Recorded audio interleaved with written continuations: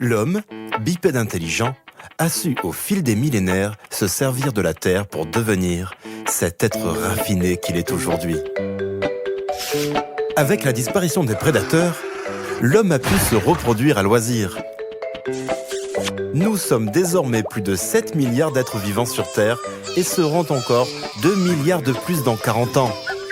Toujours plus nombreux, nous vivons de plus en plus en ville, des villes de plus en plus grandes, pour nous loger, nous déplacer, travailler et pour disposer d'un maximum de confort au quotidien. À tout moment de la journée et de la nuit. Mais cela a une contrepartie. Nous consommons de plus en plus de biens et de services. Nous produisons des déchets, générons des pollutions. Nous consommons les ressources naturelles et l'eau douce disponible. Nous dégradons les écosystèmes et réduisons la biodiversité.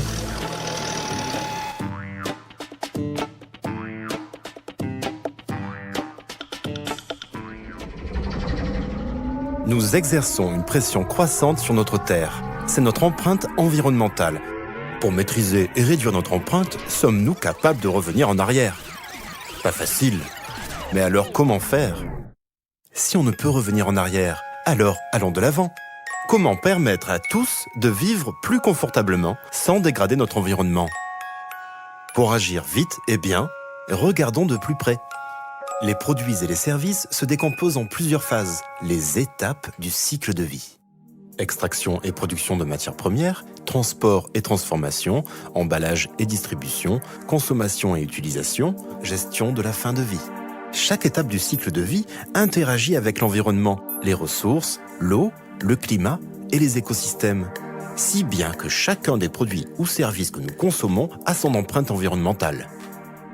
Pour réduire cette empreinte, il faut donc agir sur ces 4 domaines. Et pour agir, il est indispensable de disposer de données mesurées pour accompagner le diagnostic.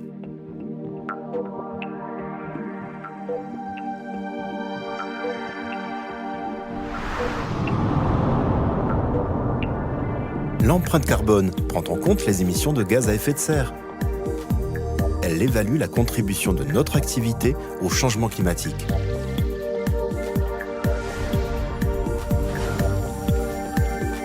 L'empreinte eau prend en compte le volume, la qualité et le stress hydrique. Elle évalue les impacts sur la disponibilité des ressources en eau douce. L'empreinte ressources prend en compte les réserves de matière, ressources fossiles et minérales, mais aussi le bois ou encore les sols arables. Elle évalue les impacts sur la disponibilité de ces ressources. L'empreinte écosystème prend en compte les pollutions émises dans l'environnement et le changement d'usage des sols. Elle évalue la dégradation des écosystèmes et de la biodiversité.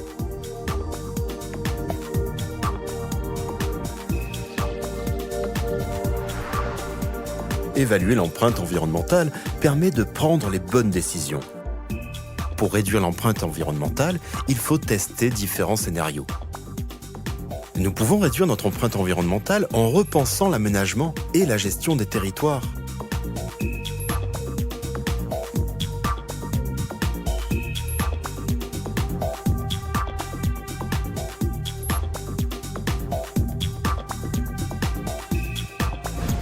Nous pouvons par exemple améliorer la performance énergétique des bâtiments pour réduire la consommation des villes et utiliser des énergies renouvelables pour être moins dépendant des ressources fossiles et émettre moins de gaz à effet de serre.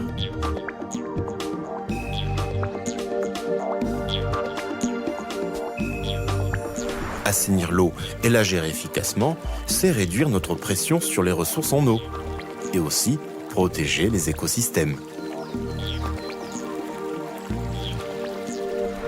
Pour fluidifier la ville au quotidien, les différents modes de transport collectifs et partagés offrent de multiples solutions, adaptées aux réalités locales et aux besoins de chacun.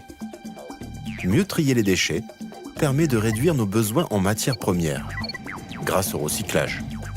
Valoriser le potentiel énergétique des déchets réduit notre demande en énergie fossile. La ville de demain fonctionnera selon une logique d'intégration maximale de ses activités. À l'avenir, elles s'imbriqueront de plus en plus les unes dans les autres. Et déjà, leurs frontières s'effacent.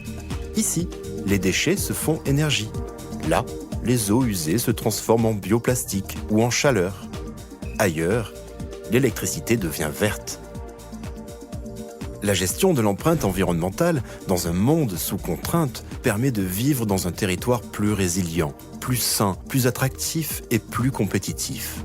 Chaque solution aura un impact bénéfique sur l'environnement, mais aussi sur la productivité, les coûts, la responsabilité sociale et l'image des territoires. Veolia Environnement, inventé pour l'environnement.